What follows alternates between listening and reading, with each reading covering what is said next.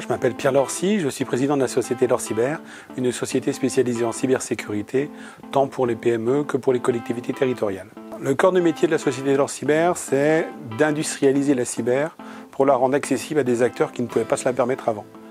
Tant les PME que les collectivités. Ce sont des acteurs qui ont les mêmes sujets, les mêmes problèmes potentiels de risque Internet, de risque cyber, mais ce sont des acteurs qui avaient du mal à trouver des sociétés pour les aider. Aujourd'hui, la société est de plus en plus numérique. Donc les entreprises dépendent de plus en plus des process numériques pour leur cœur de métier. Dépendant de plus en plus du cœur numérique pour leur métier, si ce cœur numérique subit une attaque quelconque de type cyber, en fait, c'est toute son activité et son chiffre d'affaires, voire sa survie, qui peut être impacté. Donc l'idée, c'est de sécuriser au mieux ce cœur numérique. Et pour sécuriser au mieux ce cœur numérique, ça se fait sur plusieurs plans d'activité.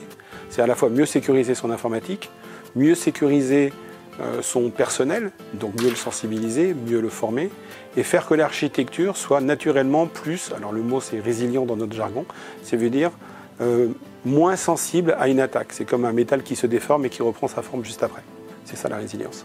On est venu s'implanter en Bretagne parce que déjà c'était la région de la cybersécurité depuis 2014. Le pôle d'excellence cyber est en Bretagne.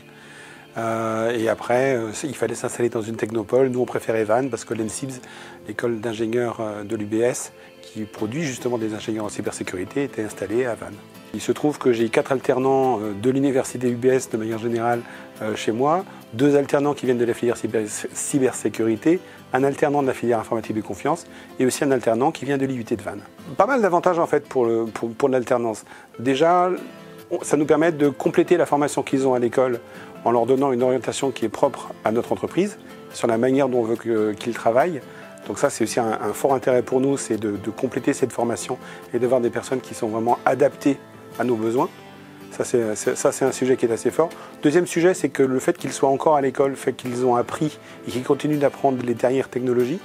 Donc ce sont des gens qui sont plutôt à jour des technologies et à jour des sujets. C'est aussi un bon aspect. L'autre et dernier sujet, c'est que c'est aussi intéressant pour une start-up de pouvoir bénéficier de ressources un peu à long terme dans des métiers qui sont tendus aujourd'hui dans le recrutement. Aujourd'hui, que ce soit en informatique, que ce soit en cybersécurité, on peut avoir des personnes qui ont tendance à plutôt changer assez rapidement d'entreprise. Là, l'avantage, c'est qu'on a des personnes sur un temps un peu plus long, sur 2 ou sur 3 ans.